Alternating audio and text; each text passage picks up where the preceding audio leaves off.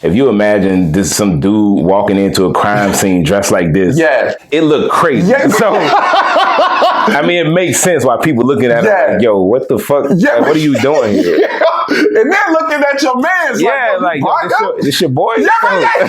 Makes you think like, hey, this shit is crazy. You know what I mean? Exactly. Like, this dude dressed up in the fucking bat suit with a cape on, walking into a crime scene.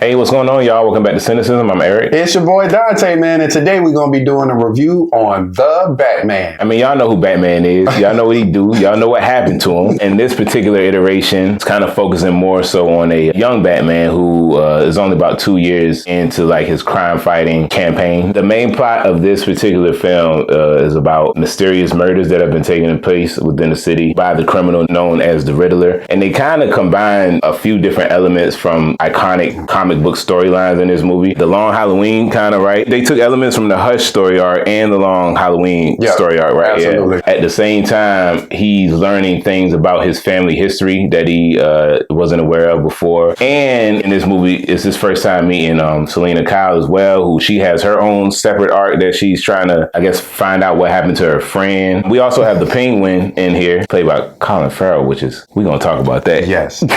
At this point in the Penguin's career, he's kind of a subordinate to a bigger crime boss, but this is kind of his, not origin, but his story as well, where he's coming into power. It's an origin story for damn near everybody, even including Gotham. Like, there was a lot of Gotham history in here, a lot of background on how people came to power, and they really explained a lot of how the system has become so corrupt, which I don't feel like we often get. You know, it just kind of Gotham is what it is, and we've never really understood quite how things have gotten so bad. But that's very true. Usually it's like already pre-existing organizations, and we don't really get to see like, you know, how some people came to power. So yeah, that's a good point. A lot of people were initially skeptical about Robert Pattinson playing Bruce Wayne. Understandably so, but even in like some of the cheesier movies he was in, I could always recognize his acting ability. So of course, I wasn't really ever nervous about it. I was more so concerned about the movie itself and how it was going to be. This is the most clearly psychologically damaged Bruce Wayne I've seen, man. I thought that he did a really good job. Like, he had such a weight to him, like all the time, like an intensity. Like, you could always see that it was like killing him not to be doing some other shit, you know, while he was just interacting with normal people. I thought that was just really interesting to see, because I'd never seen him like that before. It was like you could see the torment in him, like absolutely, constantly. Honestly, in this movie, you see him mostly as Batman. Period. You don't get a lot of scenes where he's Bruce Wayne. It's very quick, and they kind of cut back to him being Batman, but you understand that that's where he's at in his life. Being Batman is everything to him. It really is. It's like a compulsion, like an obsession at this stage in his career. You know, I really liked how he talked as Batman too. You know, that's always a concern after Christian Bale's thing. You know, people make fun of him or whatever, but he did a really good job with the voice too. How he talked in costume. You know, he lowered his tone, but it didn't sound cheesy somehow. This is probably the most I've seen Batman on screen in a live action movie, period, right? So you get a lot of Batman in here, so obviously the Christian Bale thing not gonna work for that reason. And then also, this movie is more of a noir detective aspect. Of course, he's still doing physical stuff as Batman, but it's a lot of another first that I think that we've got in live action. This is a lot of him being a detective, you know. Sure. So of course you can't have what's over there. What's the evidence? So, you know, you can't have that type of voice for this type of movie when he's on screen for this long. The thing that I loved about the animated series and the Michael Keaton portrayal is that even though Batman's voice is different than Bruce Wayne's, because it's like those are two different people almost, they're not so far-fetched from each other that it's like, what in the hell is that? Like, you know what I'm saying? Christian Bale kind of sounded like a monster. It wasn't over the top. You know, it had presence, but it wasn't in any way annoying or unnecessary. I thought he found a perfect pitch. Selena Kyle, portrayed by Zoe Kravitz. I know you weren't concerned about, you know, her casting, but I was a little bit. But I gotta say, man, she did a really great job. I thought she looked great in the suit. You know how I felt about the head gear, but it worked. It worked in the movie. It just, I don't know. I just hope it changes still. But it made sense for early early in her career. For sure. Like, everybody kind of had that we're early look, especially for what she was doing in this movie. Yeah. Of course, it was a lot more like the thief aspect of her personality. Right. And that just to convert a ski mask into a cat mask, I thought was, made sense. I really enjoyed her chemistry too with Batman. She had some pretty dope action sequences as well. She just really captured that agile and like physical aspect of Catwoman, I felt. And they even like, mixed some of the classic elements in there too. And it didn't feel like it was like campy, with the cats being around the apartment and stuff, and some of the acrobatics she performed. So I thought it was handled pretty well. And Catwoman is always, she's never innately like bad guy. You know what I mean? She always she typically has like her own ulterior motives for the things that she does. You could clearly see that she has a heart, and she's not just some typical villain just doing things just because. I could see different versions of Catwoman in this version, but they certainly went the more human route. It is a presence that any good Catwoman portrayal brings in this. It's like this sensuality, but it's not over the top. Another big part of casting the Catwoman is her character's chemistry with Batman. Absolutely. And they had it, man. They really, really had it in those moments. They just seemed like two very broken people, man. Broken is a good word. Yeah. Especially for Bruce Wayne. This is the most broken version, live action version of Bruce Wayne I've seen. Absolutely. We need to talk about the Riddler. Do you remember when Dark Knight Rises was coming out and it was rumored that Joseph Gordon-Levitt was going to play the Riddler in that movie? No, I ain't know that. Yeah, I was excited about that, and I thought that would have been perfect. But originally when Dark Knight Rises came out, the rumor was that Joseph Gordon-Levitt was going to actually end up playing the Riddler in that movie, and we was going to get the Riddler and Bane. I'm going to tell you right now, the Riddler has probably always been one of my favorite Batman villains. I'm going to just lay that right out. I've always, since Jim Carrey played the Riddler, I've always wanted us to get another version of the Riddler. The way that they portrayed him in this, I've never seen him like this before. It was very serial killer element. Right. Even like more so than the Joker to me, like, he was a lot more quiet. You know what I'm saying? The Joker is kind of a louder, more boisterous type of villain. Yeah. This dude was very reminiscent of like movies that you've seen, like Seven and those type of.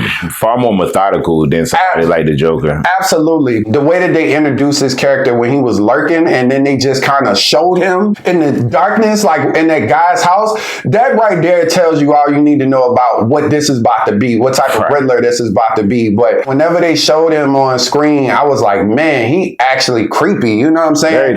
Very disturbing, man. Disturbing is the word that I would use. You know what I really appreciated about him is, one, the puzzle aspect was a big part of this movie, which I enjoyed, which is one of the reasons why I enjoy the Riddler, because he always challenges Batman's intellect. But aside from that, they really captured, I feel like, because even the Riddler that we're used to, he's more of a sophisticated guy. I mean, he got a top hat, for God's sakes. But the thing that's always true about the Riddler is that he is really that psychotic and he is really that crazy, especially with regards to his puzzles. And when things don't go according to his methodical plan, he gets really, really agitated. Right. And in this movie, they captured that. It's like anytime somebody tried to veer off course of what he wanted to talk about, he like lost his shit. Yeah, he was going crazy. Such a perfect villain for this type of Batman. Of course, if you're going to focus more on the detective aspect, who better than the Riddler? So Penguin was interesting in here. Colin Farrell completely transformed into a totally different person. Like, his voice wasn't even recognizable. Knowing who he was, I looked for him in that character and I could not find him. I looked for the voice and all of that. I was like, man, if you wouldn't have told me that was him, I would never have known. Like, I only know it's him because you told me. He looked like a completely different person, man. The way that I love how they gave his, of course, this mobster interpretation is probably the more recent one we get at Penguin. Yeah. Subtle stuff they did to him. They gave him like kind of goals in his teeth or something, like to the side. I thought it was like little stuff that they did to make him look more like a monster. He had a lot of presence too, man, and a lot of personality. He was funny as hell. I thought Colin Farrell did a phenomenal job, man. He really did. He brought that character to life. I'm definitely interested in seeing him in future movies. He's obviously never really been a physical threat to Batman. I mean, he's part of that organized crime world, so I'm looking forward to seeing him again. I think what I appreciated the most overall about this film was the overall presence of Batman in like every scene and how it felt every time he entered the scene. Like, I thought that they captured that well, like that dread, that fear, that criminal experience, like, because that's how I always remember Batman. Like, even in the animated series, The Mask of the Phantasm, that's what I thought about when he was, trying to develop, that persona and he wanted to instill fear in criminals. I thought that was handled very well. The way that he crept out of the shadows criminals. I think about like in real life, if a character like this existed, it would be a pretty scary thing. Absolutely. So I thought that was well done. The overall presence of this movie as a whole, I thought that it had an identity that separated it from other adaptations that I've seen. It was just this dread over Gotham, you know, and you really understood why he was involved. Like, not to say that you never understood that before, but it was something about this particular version that seemed so, I don't know, it just looked so dire. Like, even the streets and the way that they shot it, he seemed very necessary here. And this version of him seemed very necessary. Even in scenes that Batman wasn't there, I felt that his presence was still felt in Gotham. And then also, not only in reference to the criminals, but the way that law enforcement reacted to him too. This is probably the most that I've seen him. Most of the time we see him interact with Gordon. You know, of course, that's like his right-hand man in the police department. This is the first time in a long time that we've seen him around a lot of police officers just around him. You know what I'm saying? Because he was doing a lot of crime solving here, so it made sense. But just the way they reacted to him, you know, everybody's just completely uncomfortable with this person. They don't really know what he is. They don't really know who he is at this point because it's very early in his career. So they know that he's been stopping criminals, but, you know, a lot of people are still very sketchy of him. You know what else I really enjoyed? The narration. This is the first time in live action that we got narration. It helped create this, like I said, give this movie an identity that's separate from the other ones. But yeah, it was almost like a journal type documentation. Yes, and it's very reminiscent of like graphic novels and that type of story. You know, they do a lot of that type monologues, of setting the scene and things like that. But I thought that was awesome. Like, I really, really enjoyed that aspect of it. He doesn't talk a lot in this movie, like as Batman or Bruce Wayne, but when he says something, of course, it's mostly relevant to what's happening. He don't say more than he needs to. I'll say that. So it's good to get an inner monologue or like more the more personal stuff of how he was feeling. Oh, you know what else I really enjoyed in this movie? The music, the score in this movie is, man, great. Like his theme and that shit, oh my God. Yes. That shit is dope. Man. Like his theme is hard. Yes. And I like the different variations of the theme, you know, in different scenes too, but it gets like heavier too. Like when on the more intense scenes. Yes. It got like an impending doom sound to it. That's like exactly some what it shit is sounds like. about to happen. Yes. So, oh my God. Catwoman's little theme, it was very reminiscent of like the Batman Returns theme. It was like very like elegant and mysterious and this vibe to it, man. Where it just fits her character so well. We need to talk about some of this physical stuff that was going on here. I like the fight scenes, man. It wasn't a lot of jump cuts, so you could see most of the action that was taking place, and it really did a good job at showing Batman's vulnerability too, because you know, he was getting hurt. Yeah, his suit is bulletproof, but that shit hurts still. Especially if you hit close range with a shotgun. That shit might break your fucking ribs. Even though I like, you know, to see him also completely owning people, but it's cool to see like the more human side of Batman, and it just makes you remember that he is still just a normal dude that can take damage. He can take a lot of it, but he's not impervious. It looked like a real fight. You know what I'm saying? Like, it wasn't comic booky to the point where he just flying around, just taking dudes out left and right. It looked like a real fight. Like, he was brawling with dudes, you know, in the middle of getting shot and hit with pipes and, you know what I'm saying? And really having to readjust and his fight strategy when it came to that. And I thought that was really, really dope. The Catwoman scenes too, man. I thought that her action scenes, the Batman stuff they showed a lot of in the trailer, so I kind of got a good understanding. I didn't know how lethal she was. Like, I mean, I don't know if you'd rather catch his hands or her feet, but her legs was something. I was like, yo, the moment, it's like no hesitation too. She was quick, and I loved that, man. I loved her physicality in this movie. I'm not sure if it was CGI or if it was sped up footage. It was hard for me to tell, but it definitely looked like some computer aspect was involved. They looked loose. Like the body. I mean, it was subtle, but just some of the body movements, it looked like how a person would really move. You know what I mean? It was a little bit too fluid. So that one particular scene where I really felt the damage is when he was when he glided off that building running from the police and he got caught under that overpass by his parachute. I was like, man. Yeah, right. That shit hurt. Yes, absolutely. That was the only time in the movie I was like, ooh, like that shit really, I was like, damn, because I thought he was going to get out there clean. Boy, I didn't think it was going to be a smooth landing, but I didn't think it was going to be that hard to land. Yeah, I mean, he calculated that overpass. Damn, like the whole theater was like, ooh. Yeah, right. Exactly. He had like a trash can, then he tumbled. It was bad, car. bro. Yeah, that shit was rough. It was bad, bro. He got up, was like, God damn, I ain't doing that no more. This is still a green Batman. He's a little bit seasoned, but he still got a lot of learning to do. This ain't somebody that's like 10, 15 years in. So seeing him make mistakes like that or, barely escape, it just raises the stakes for a movie like this. Yeah. Obviously, Batman's not going to die in his own movie, but to see him not be this perfect superhero, I think really helps with selling the character. Absolutely. How'd you feel about the Batmobile, man? I mean, the shit was hard. Like, it was a dope ass car. It fit the movie. But I always like a more stylized Batmobile. You know what I mean? I don't necessarily want it to look gimmicky. I mean, it just looked like a regular car. It was dope, and I enjoyed the scenes featuring the Batmobile for sure. I just got to remind myself this is still early in his career, so, he don't have all the coolest looking shit yet. It's very, rough. Speaking of the Batmobile, how'd you feel about his costume? I liked it for the most part, especially the emblem on the chest. Very reminiscent of the Arkham games. That shit looked like it was taken straight from the series. That's exactly what I said. So it looked cool. I got mixed feelings overall about the neck and head part, but for the most part, the shit looks cool to me. It makes sense. Yeah. You know what I mean? It's not the cleanest looking suit, and it doesn't have to be. Honestly, it shouldn't be for a character like Batman. I didn't have a problem with it. It's not my favorite suit, but I thought it still looked cool. I love the, like you said, the Arkham-inspired, more tactical suit itself. Mm-hmm. My main issue was the head. That was it. But I didn't dislike it. Yeah. And it started to grow on me as more and more as the movie progressed. Like you said, I think it really fits the character. But that extendo forehead shit was bothering me. At first, I was like, man, they really gave him a forehead. They did, but it reminds me of the animated and comic book because usually when they draw Batman, his eyes be down. It's a lot of this area feature. You know what I mean? Yeah. So I thought it looked all right. Yeah, it didn't. I didn't hate it by no means. Like I said, I came to really like it as the movie progressed, and you started to get more of a feel of this Batman. Yeah. Which they kind of would have put the ears a little bit more in the middle. Yeah, the ears were definitely bothersome for me. I couldn't quite put my finger on it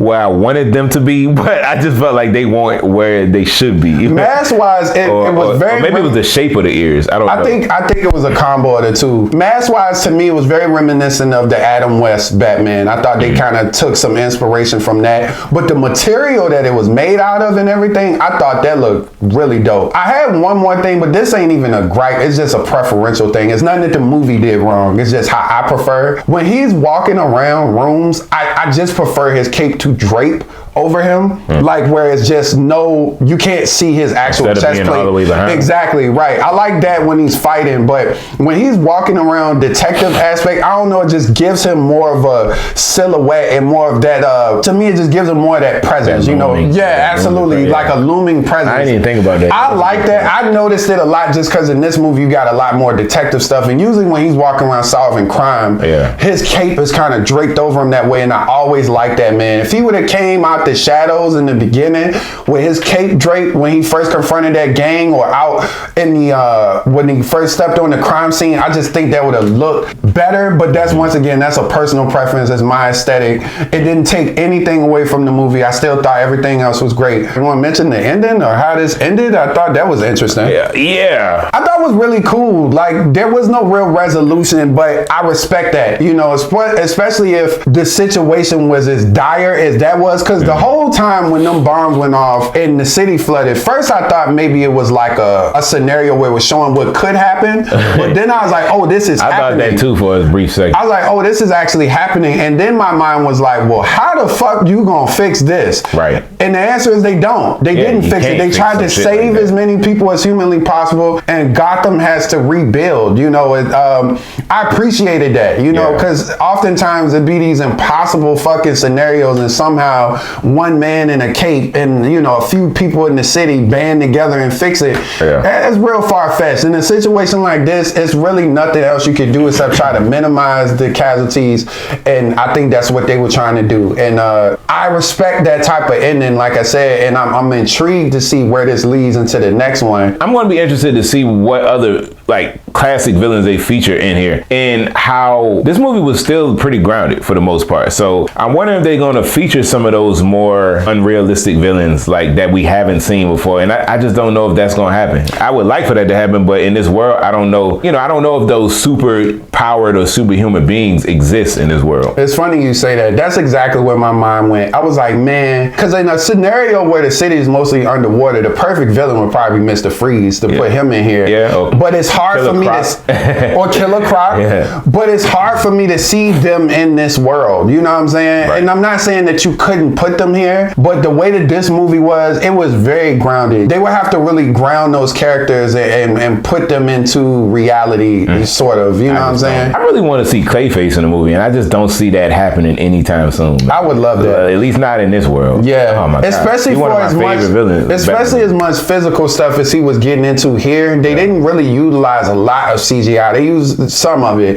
but a lot of it just was practical effects and just stunt work. I like that about this movie, and I don't know if I want to sacrifice that for him fighting a CGI Clayface or you know, some of these other villains that will require CGI. So that was kind of my mind state, which goes into, I guess, who Riddler was talking to, which seemed to me like it was the Joker. That's what it seemed to me too, and I don't know how to feel about that. I don't really want that. I mean, that's how I feel. I just want to see somebody else. It's not anything about who they gonna get to play them or what I think. I think whoever they get in this world will probably do a pretty good job. My thing is just, the character's been oversaturated, man, and Batman has some of the best villains, man. Similar to Spider-Man, it's like I feel like they only focus on a certain select few, and he has a wide range of villains that could come to life here. I would take virtually anybody over the Joker. I'm almost certain it's the Joker. Just that's what I thought too, but I didn't want to believe that, and I was like, damn, well, who else? I kind of thought it could be Scarecrow. His face was fucked. That's what I said. It looked like they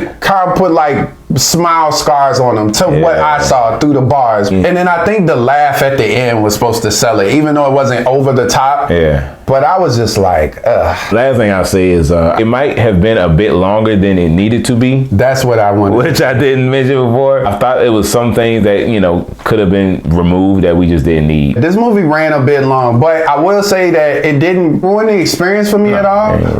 The movie is still very enjoyable, but it definitely felt like it didn't need to be as long as it was. Like, there was a lot of story to tell, and I get that. There were parts where I felt like, all right, they could have limited that or cut that, and that would have been fine. We would just got an equally as good movie. I went into this film with pretty limited expectations. I wasn't necessarily excited because I felt like we've gotten a lot of Batman movies in these past few years, but I enjoyed everybody's performance. I thought the music was fucking amazing in here. I thought the visuals and then the cinematography was great. Action sequences were great as well. And I really appreciated, above all else, this ominous presence that Robert Pattinson brought to the role. It gave me this nervousness for the criminals, you know what I mean? So I thought that was cool. I thought it was handled well, and like the way that they executed it was just great to me. Overall, I'm gonna give The Batman a 8 out of 10. Pretty solid movie, bit longer than it needed to be. Like, I can't see myself rewatching this whole movie anytime soon. It was still a pretty solid effort. Some of my favorite Batman stories focus on the detective part of his personality. So I've been kind of waiting for a movie like this.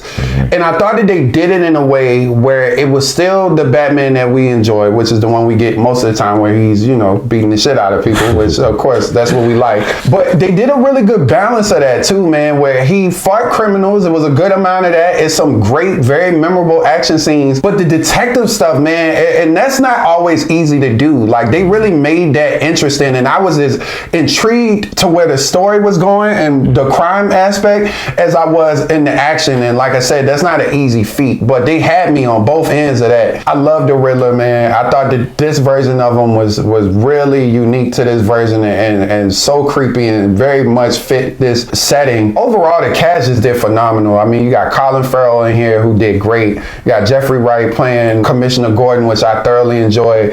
And Zoe is Catwoman, man. I think she really put a stamp on that character and really made it her own, with capturing a lot of classic elements, but still bringing this vulnerability to the character that I haven't seen in a while. So I really appreciated that. I'm gonna give The Batman a 8.5 out of 10. I think if you're a Batman fan, you'll thoroughly enjoy this movie. It's a different portrayal of the character that you've probably seen in live action for the most part. I think if you enjoy any Batman adaptation, you can add this one to your repertoire. That was our review of the Batman. Hope you enjoyed that. And as always, don't forget to like, share, and subscribe to our channel. And if you have any suggested reviews you'd like to see us cover here, drop a comment below. Absolutely. And if you guys have seen the Batman, please let us know what you thought. How did you feel about Robert Pattinson's portrayal? How did you feel about Zoe as Catwoman? Overall, the cast, what did you think? What did you think of the story? We'd like to know all of it, man. Just please let us know what you thought about the movie. Yes, please. We appreciate y'all, man. Thank y'all. All right, peace.